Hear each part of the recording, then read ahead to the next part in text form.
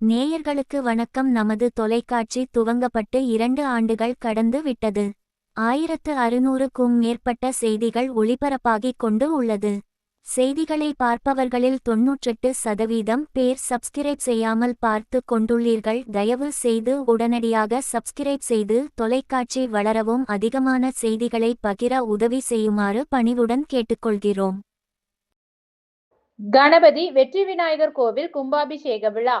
கோவை கணபதி மாநகர் வெற்றி விநாயகர் நகரில் உள்ள அருள்மிகு வெற்றி விநாயகர் திருக்கோவில் கும்பாபிஷேக விழா மற்றும் அருள்மிகு கால பைரவர் சந்நிதி பிரதிஷ்டை விழா கடந்த 28ஆம் தேதி கணபதி வழிபாட்டுடன் தொடங்கி நடந்து வந்தது.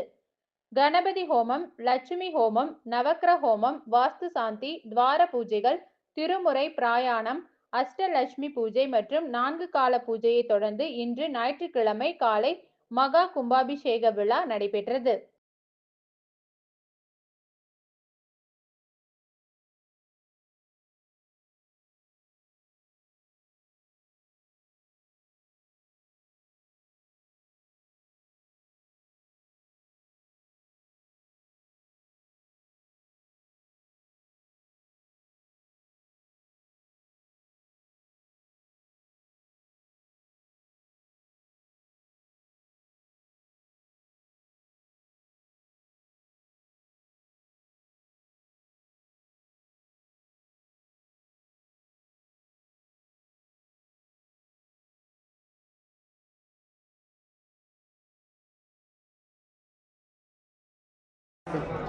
ஸ்ரீ வெற்றி விநாயகர் துணை வாழ்க வளமுடன்.